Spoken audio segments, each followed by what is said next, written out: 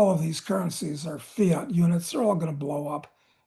None of them are really worth anything. And they're all being printed up by the bushel basket by all these major governments. All of them are bankrupt. So forget about the currency war. I'm more worried about a kinetic war. All of these countries are heavily armed, and especially now with the Trump regime in office. And it's funny. I don't believe in voting, of course, because as an anarcho-capitalist, I see government as being the enemy, the predator, not something that I try to change and make it better because it's an innately corrupt and I'd say unnecessary institution. But forget about that tangent. I think that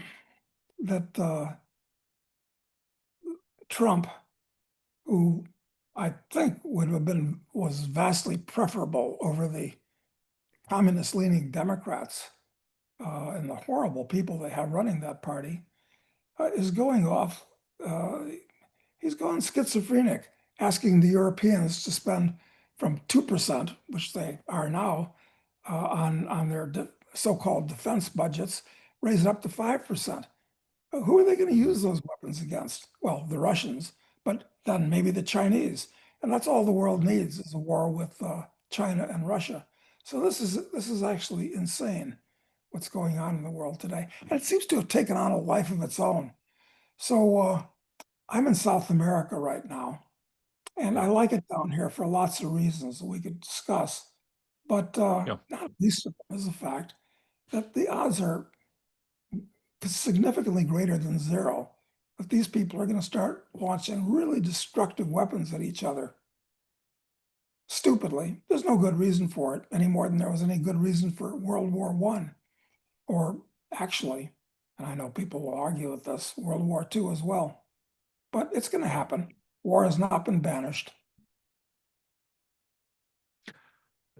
So you're thinking weapons of mass destruction, I and don't you're like to call them. thinking, I don't like to call them weapons of mass destruction.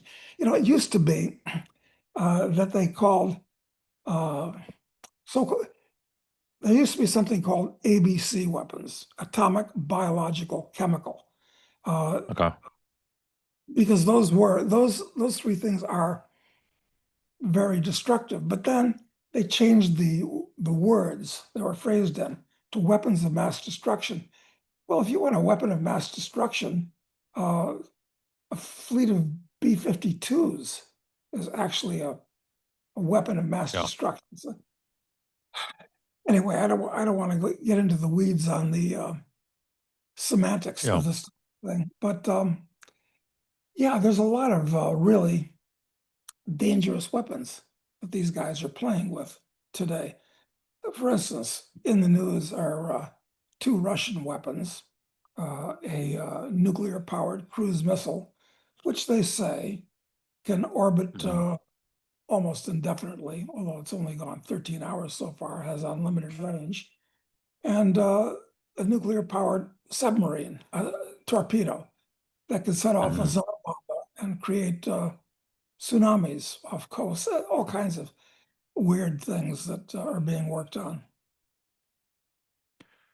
So what's this war about?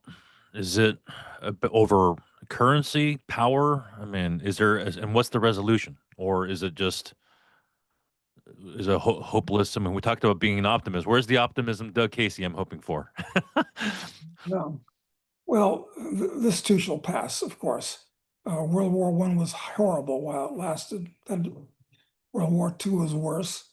And because the amount of wealth that can be disposed towards war, the number of people Yeah. that are involved, the power of the state is much greater today. I mean, look, when World War II started, World War I, World War II, especially World War One, Mhm. governments only controlled 5, maybe 10% of their national economies. Now, governments control 50% of national economies in many places. So they can utilize a lot more resources towards the destructive things that they do. And you'll excuse me for veering into something that looks like a political lecture. But politics, which I despise, on the one hand, is just the relation of people with each other. And we just don't seem to be able to get along. Certainly not when we're organized politically, because politics is all about coercion and force Yeah. and making people do things and extracting wealth from the people that produce it and giving it to useless mouths in exchange for votes. It's an essentially corrupt system. This is why, as I said before, I'm an anarchist. It's not going to solve the problems of the world because it's not going to solve the individual psychological aberrations that most of the 8 billion people on this planet suffer from. But it's better if they're not organized in big, deadly groups called governments and nation states. But that's a philosophical statement. I'm not going to change the way the world works. I mean, unfortunately, all we can do is watch while these chimpanzees hoot and pant at each other and hopefully don't do too much damage in the next few years. So let's talk about that. The government. I saw a meme the other day. It said the only thing scarier than the government shutting down is the government staying open. What do Right. you make of that? And is this shutdown a symptom of deeper systemic problems? And does it feel different this time, or and should people be worried? Well, the US government is manifestly bankrupt. Everybody's aware that the national debt is 37 or some trillion dollars. And that's the acknowledged debt. That's not counting uh, undisclosed liabilities. It's not counting insurance payments that it has to make if the banking system pay, all kinds of things Right. like that. Right. So where is this money coming from? Uh, the, the, the people that pay all the taxes, the rich people, are already crowding in on the 50% level. Uh, the financial markets, as far as I'm concerned, are being held up by money printing and more debt. So I think we're actually on the edge of a precipice at this point. Uh, and I've been predicting that inevitably we were going to face something I call the Greater Depression. I call it the Greater Depression because it's going to be much worse and much different, and unfortunately, probably much more long lasting than the unpleasantness of 1946 to 1929 to 1946. So I think we're looking at it right now. Uh, I don't know what the catalyst will be that will set this off. Would it be something getting out of control with Ukraine and Russia? Or will it be a startup of the dust up between Iran and Israel? Uh, or I should say between uh, Israel and its lapdog, the US and Iran. Uh, could anything happen? Could Trump possibly, as he's threatened to do, invade Nigeria to save Christians in the north of Nigeria? Or maybe he'll go to Darfur because there's a genuine genocide. Nobody cares. Well, look, Mhm. I can't do anything about genocides. This is part of the human fabric. But, that could be something else on his dance card. And of course, Venezuela. He's looking to invade Venezuela on some basis, uh, Mhm. disguised by saying they're running fentanyl boats, uh, which is a transparent lie. Uh, so there's a lot of chaos in the world, and it's not No. being confronted almost anywhere. So, how does an average person like me protect, or how do we average people like me protect themselves? Is it by buying gold? I mean, what can we do to protect ourselves? Well, uh, first thing you can do is protect yourself. Uh, it's not by trying to change your political party or getting involved and convince your neighbors to do something or uh, none of this. It's charity begins at home. So make sure that your own nest is well feathered. Uh, make sure that you're out of debt, that you're living in a place where if the neighbors go wild, you won't be too adversely affected. So charity begins at home from that point of view. The way to do that, Neighbors, Doug, by neighbors going wild, do you mean guns? well, of course, uh, every every free man, in fact, historically, since ancient times, one of the major distinctions between a free man and a slave or a serf was the ability to Mhm. defend yourself. And Yeah. humans can't effectively defend themselves without weapons. So yes, Mhm. everybody should be adequately armed. There's no question about that.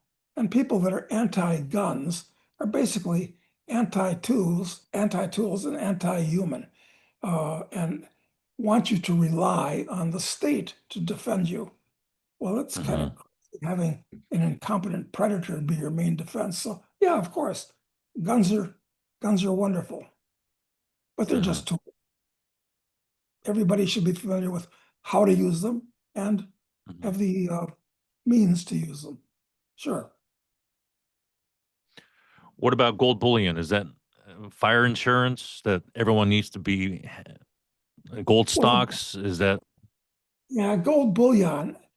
Bullion is primarily, as you know, available in 1 kilo bars or 100 ounce bars, uh, 400 ounce bars if you're a government.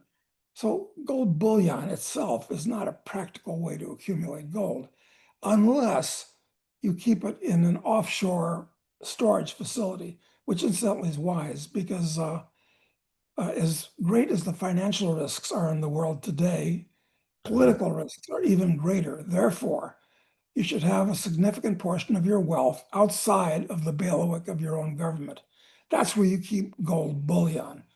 Mhm. I usually recommend, there are others that are, I think, fine, but I usually recommend SWP in the Cayman Islands as a place that you can store your gold bullion.